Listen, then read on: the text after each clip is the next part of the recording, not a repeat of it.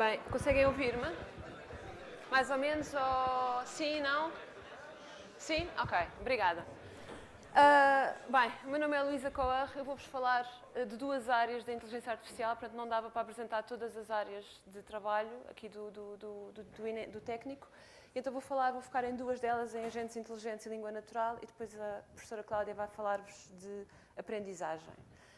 Para começar, queria só que vocês percebessem que há aqui uma catrafolhada de ideias pré-concebidas que nós temos sobre estas áreas que depois nos dificultam a imensa vida. Basicamente o que acontece é que vocês todos estão habituados a ver filmes em que a conversa é tocar-te lá com os robôs, conversas, estás bom, falamos sobre a vida, etc. Os robôs respondem de uma maneira super inteligente, super sábios, e as pessoas quando vão realmente interagir com agentes têm esta perspectiva, pensam que podem chegar lá e começar a contar do cão e do gato e que aquilo vai tudo correr bem.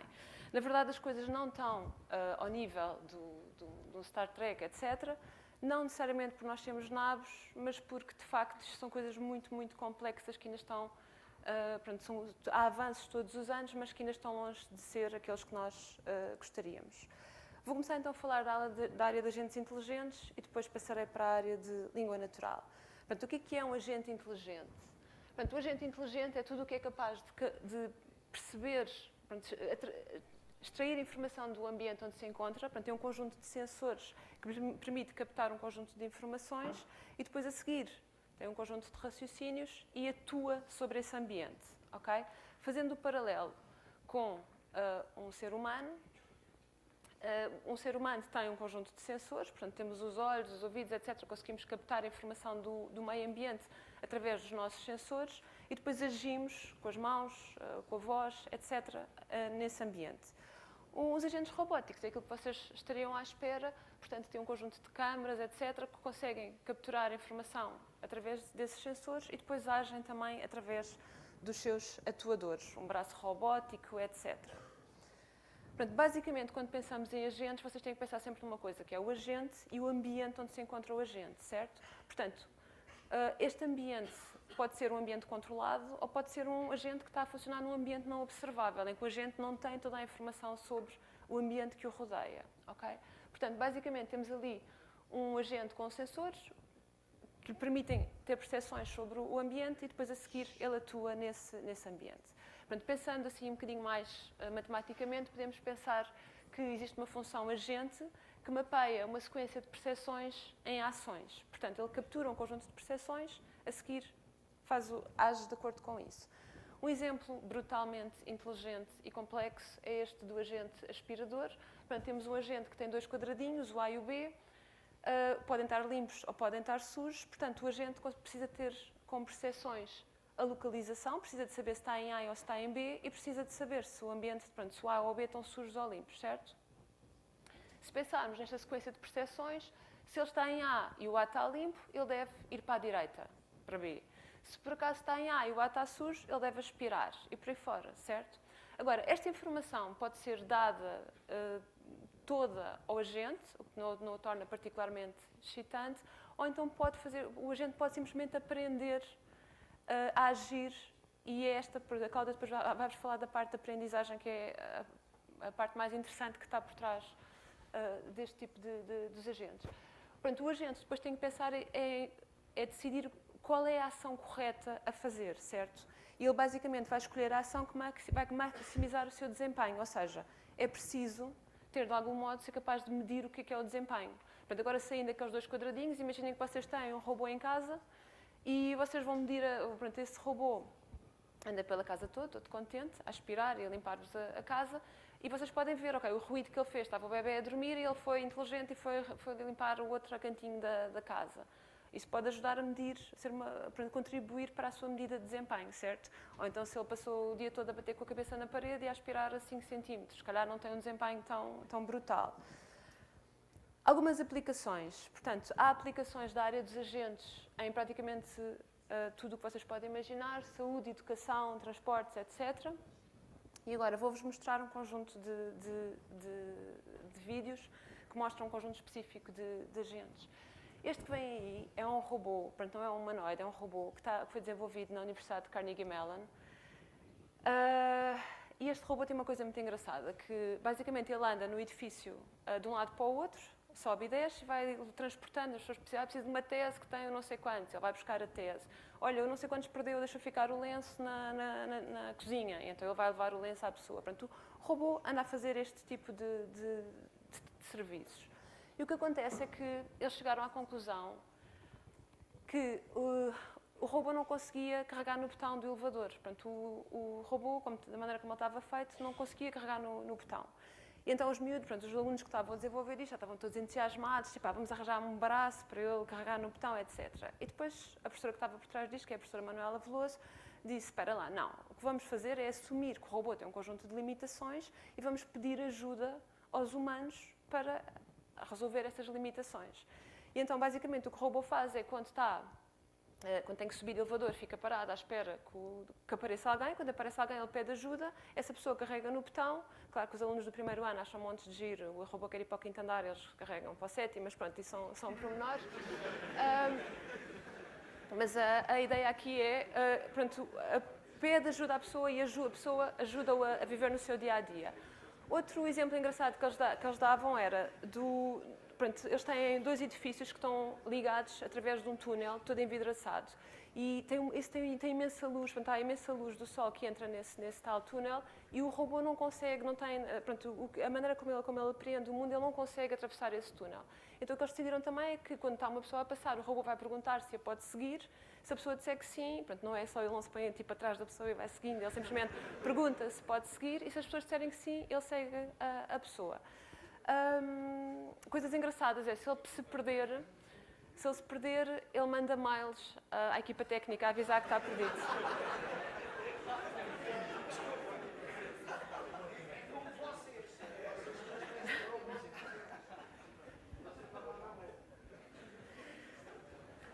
A coisa mais engraçada, pronto, eu tive a sorte de assistir a uma apresentação da professora Manuela Veloso e ela disse também outra coisa que eu achei deliciosa, que foi, um dia ela chegou lá à faculdade e o aluno, um dos responsáveis pelo robô, estava a tomar um cafezinho.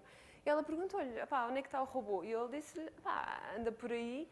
E ela, na altura, teve assim uma sensação de o robô está sozinho por aí na faculdade, sem ninguém atrás dele e está completamente autónomo. Portanto, reparem, este conceito já não é a equipa toda que está ali atrás a ver se ele não está a fazer nenhuma desgraça. Ele anda, alguém lhe pede qualquer coisa, ele vai satisfazer esse pedido, anda, chama as pessoas. Acho que ele é terrivelmente chato quando fica muito tempo e não aparece ninguém para o elevador, ele manda mails a pedir alguém para lhe carregar no botão. Portanto, tem um conjunto de coisas engraçadas. Portanto, vou-vos mostrar o vídeo. Desculpem. Alrighty, good luck. Pronto, o que estão a ver, isto é o You'll be copo. early? Não é exatamente. Alert.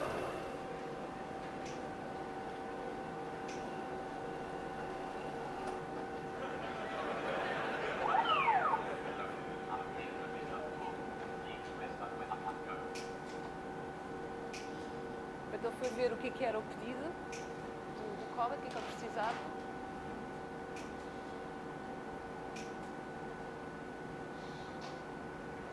Indica-lhe que já está satisfeito o pedido, já está aqui no seu cestinho.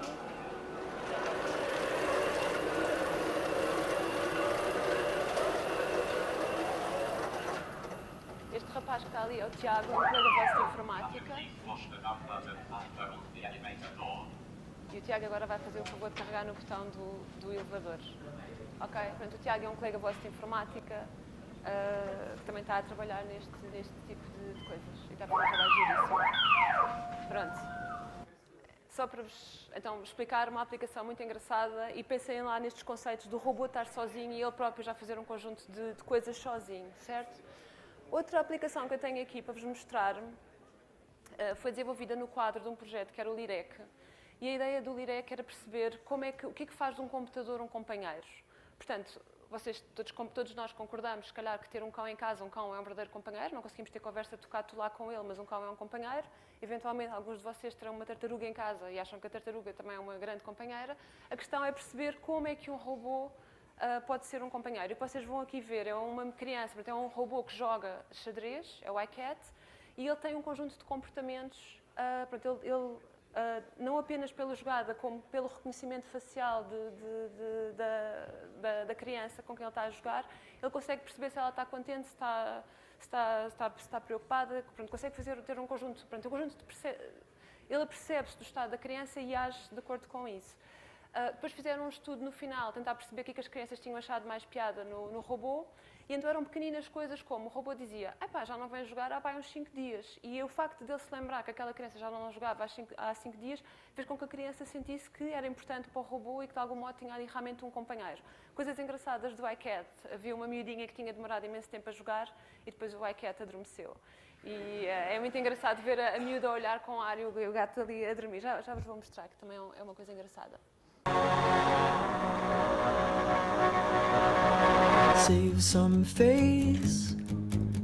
You know you've only got one. Change your ways while you're young. Boy, one day you'll be a man. Oh girl, he'll help you understand. Pronto, agora era a parte histérica da música e a minha parar. Portanto, perceberam que ele em cada momento está a tirar está a ter um conjunto de percepções e depois está a decidir o que fazer e comenta, etc. Outra aplicação que eu vos vou mostrar agora é a última da área de agentes, que eu vos vou mostrar. Portanto, vários colegas vossos criaram uma plataforma para jogar o jogo do risco.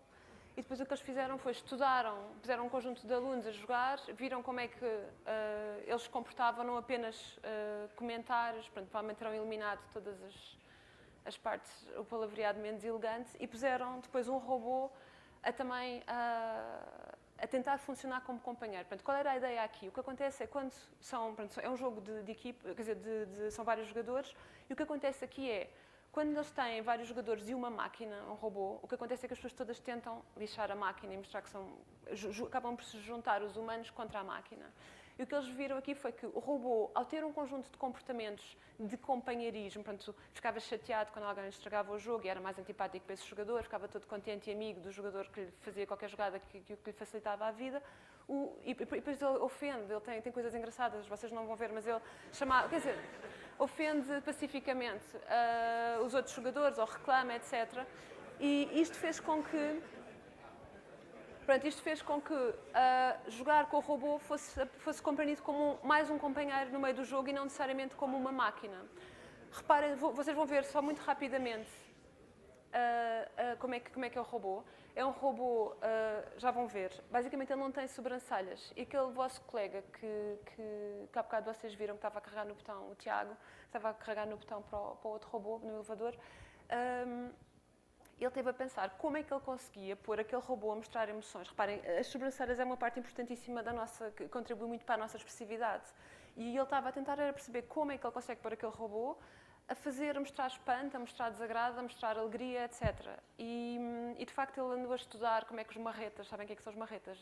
Não é bem do vosso tempo, mas pronto, ele andou a estudar como é que os marretas, tipo o cocas, não têm absolutamente nada, certo? Aquela cabeça verde com os olhos assim esbugalhados, como é que eles conseguiam ser tão emotivos e como é que uma pessoa percebia que ele estava triste ou contente, etc.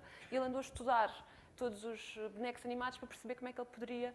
Eu lembro-me dele me estar a mostrar o robô e, por exemplo, para mostrar espanto, o robô puxava a cabeça para trás, deixava, abria a boca e basicamente era isto, era muito rapidamente punha a cabeça para trás e abria assim a boca todo espantado. Portanto, era estudar este tipo de como é que eu consigo, com uma coisa tão limitada, mostrar um conjunto de emoções. Hi, my name is Ellis, and hopefully I am going to win. Let's play. Este é o tal robô sem sobrancelhas. Eles construíram a mesa. Aquilo é mesmo madeira.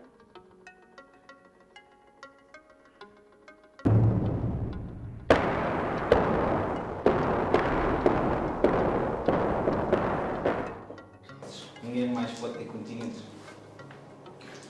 Vai, ninguém vai ter, eu quero ver. Todos contra ele. I'm going to attack Africa the Four.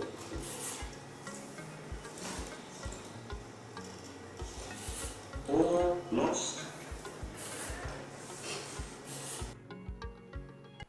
Portanto, percebem que só pelo facto do robô estar a dizer coisas e atuar como um companheiro, a relação das pessoas com o robô mudou completamente. Não é estar a jogar com aquela máquina que está simplesmente a jogar, é jogar com o companheiro, certo? E eles acabavam por estar ali na tagarelice todos e o robô era como se fosse mais um, que é também muito engraçado de assistir.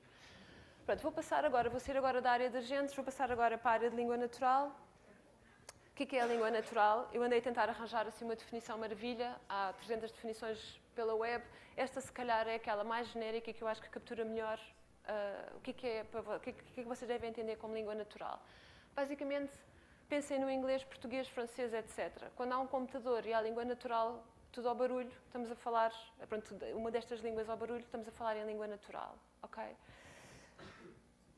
Porquê que isto é tão complexo? Se vocês olharem para isto que está aqui, isto parece literalmente chinês. Quer dizer, não me parece chinês, mas percebem o que eu quero dizer com isto, certo? Portanto, olham para aqui e não percebem nada.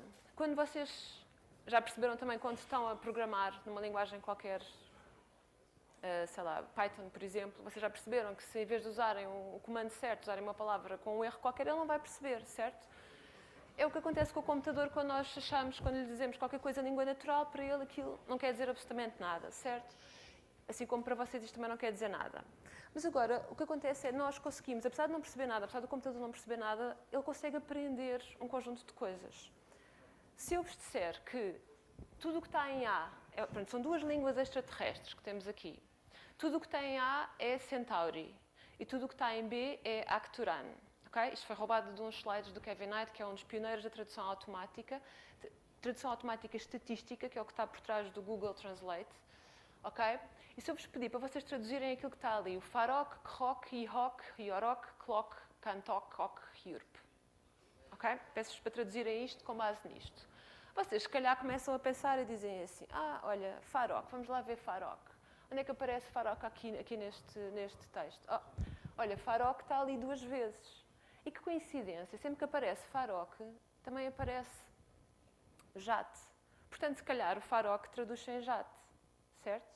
E, basicamente, isto é o que o computador acaba por fazer. Portanto, isto é inteligente ou não é inteligente? Nem sequer vou discutir isto, mas a tradução automática estatística está baseada neste tipo de princípios, que é, se eu tiver corpora, o que nós chamamos corpora paralelo, ou seja, textos alinhados em que eu tenho o francês, o inglês, o português, o espanhol, frases todas alinhadinhas, eu consigo começar a extrair evidências. Olha, que engraçado, sempre que eu encontro esta sequência em português, encontro esta sequência em espanhol, então se calhar isto traduz-se naquilo, certo?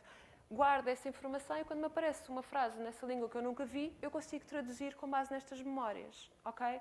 Portanto, o Google está a fazer um trabalho brutal em tradução automática porque tem também quantidades astronómicas de dados que pode usar para treinar os seus sistemas. Portanto, isto é uma aplicação de língua natural, é o que está na base da tradução automática estatística. Portanto, já aprenderam uma aplicação em língua natural.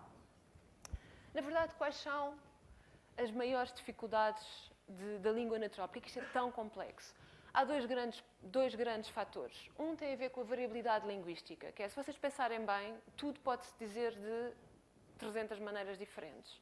E quando vocês, aquilo que está ali, arranja 200 maneiras de dizer que adoras IA, pode demorar um bocadinho de tempo, é preciso ter paciência, mas vocês conseguem arranjar 200 maneiras para dizer que adoram IA, certo? E o que acontece é que, quando estamos a criar uma interface qualquer, que é suposto responder a um conjunto de perguntas, nós conseguimos prever o que é que as pessoas podem dizer, mas não conseguimos prever tudo, ou todas as maneiras que as pessoas podem usar para dizer uma coisa, certo? Portanto, a variabilidade linguística é um dos grandes, é a nossa grande riqueza como humanos, mas ao mesmo tempo para o computador é o grande drama. O outro tem a ver com a ambiguidade, que é uma frase pode ter mais do que uma interpretação, certo? Esta frase que está aqui, o Pedro viu o homem no monte com o telescópio. É o Pedro que viu o homem e o Pedro estava no monte com o telescópio, o homem é que estava no monte com o telescópio. Portanto, qual destas há várias leituras, basicamente tem 5 leituras diferentes. Mas a questão aqui é qual é a leitura certa. Reparem que esta frase é ambígua, eu não sei qual é a resposta certa. Pensem num exemplo, e às vezes não é só a maneira como está escrita, pronto, é a maneira como é dita que também pode causar ambiguidade. Ou melhor, ao contrário, a maneira como é dita pode desambiguar. Pensem imaginem que vocês tiveram um exame qualquer e o professor está a demorar uma eternidade a devolver os exames. Depois há um de vocês, super corajoso, que vai lá perguntar ao professor quando é que acaba a correção. E depois volta e diz, o professor não corrigiu um exame. O que é que vocês pensam? Porreiro, o professor não corrigiu um exame, está quase, só falta um, quando o professor daqui a bocadinho já temos as notas. Se o vosso colega voltar e disser, epá, o professor não corrigiu um exame, quer dizer que o professor não corrigiu nenhum exame, certo? E podem ficar mais uma eternidade à espera das notas. Ou seja, a maneira como... Reparem que é a mesma frase, o professor não corrigiu um exame. E, portanto, se eu não tiver a maneira como esta frase é dita, eu não consigo interpretá-la, não consigo perceber o que é que está a ser dito, certo? Portanto, isto é para vocês perceberem que a comunicação entre nós é completamente... Às vezes eu fico a pensar como é que nós conseguimos comunicar.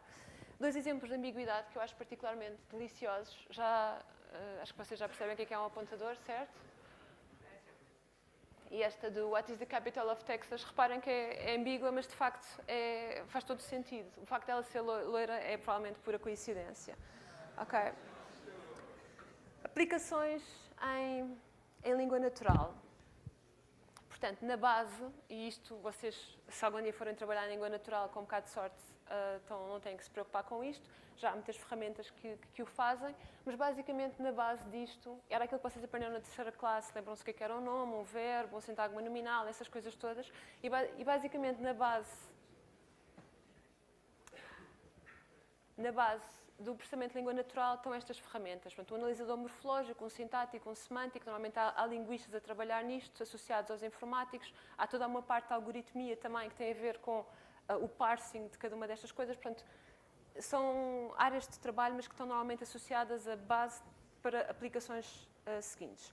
Sumarização é outra aplicação de língua natural. Portanto, seria maravilhoso, vocês têm que ler agora este caso de estudo desta cadeira, certo? Era maravilhoso que aparecesse uma ferramenta maravilha que vos dava assim um resuminho do que é que tinha acontecido e vocês não tinham que ler o documento todo, certo? Portanto, há muita gente a trabalhar em sumarização, que é de facto uma das áreas também complicadas de língua natural.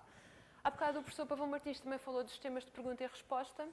Portanto, a diferença disto em relação, por exemplo, ao Google, é quando vocês vão ao Google, vocês têm uma catrafilhada de links para documentos onde vocês vão ter que ir para procurar a resposta. Um sistema de pergunta-resposta, normalmente o objetivo é dar a resposta exata à pergunta. Ok? Se vocês pensarem, se vocês agora forem ao Google e perguntarem quando é que nasceu a Scarlett Johansson? Eu disse Scarlett Johansson, agora se calhar vocês concentram-se no que eu estou a dizer. Não? E ficam calados. Bem, a ideia é, se eu perguntar quando é que nasceu a Scarlett Johansson, hão de reparar que aparece às vezes de lado já uma tabelinha com os factos, certo? Portanto, isso no fundo é um sistema de QA que está escondido no Google, mas mais uma vez o Google, em vez de dizer, assumir, ok, vamos só fazer QA, não, continua a dar as suas sugestões e depois continua de lado a ter um cantinho onde está uma parte, um módulo de QA. E já agora o professor Fernando Pereira, que foi há bocado referido, estava a orientar um dos grupos de question answering do Google. Portanto, para fazer QA é preciso raciocinar. Isto é um exemplo de um sistema. Então, a pergunta é lá em cima, what cities are within não sei quantas milhas da capital, não sei o quê, e aqui reparem a quantidade de raciocínio que ele teve que fazer para poder responder a esta pergunta. Portanto, esses sistemas de QA não é só aquela coisa de ir encontrar informação, onde é que nasceu a Scarlett Johansson, isso está escrito por tudo o que é sítio, provavelmente. Às vezes é preciso fazer inferência, raciocinar para lá chegar. E a grande vitória da área de língua natural foi em 2011, já ouviram falar do Watson? Já? Portanto, o Jeopardy é um concurso que existe nos Estados Unidos em que alguém diz feiticeiro, tem uma amiga chamada Hermione e as pessoas dizem Harry Potter. E então, pronto, não é bem um sistema de QA, não são feitas perguntas, são dadas um conjunto de pistas e o sistema tem que encontrar, ou as pessoas têm que encontrar a entidade em causa. E o Watson ganhou aos 2 concorrentes humanos que tinham ganho quase todos os concursos do Jeopardy. E basicamente foi um esforço da IBM associado a várias universidades nos Estados Unidos. E basicamente o que eles fizeram, e isto também tem a ver com o que o professor disse há bocado, é não houve aqui esquisitices de paradigmas, ou seja, aquilo foi computação distribuída, tudo o que era algoritmia a correr em paralelo, representação de conhecimento, base de dados, toda a informação é boa e é válida, e aquilo era tipo força bruta, tudo valia e no final escolheu uma resposta. Isto tudo feito em milissegundos, ok? Portanto, claro que correu o boato que as más línguas diziam que cada vez que o Watson respondeu uma pergunta era preciso fazer reboot ao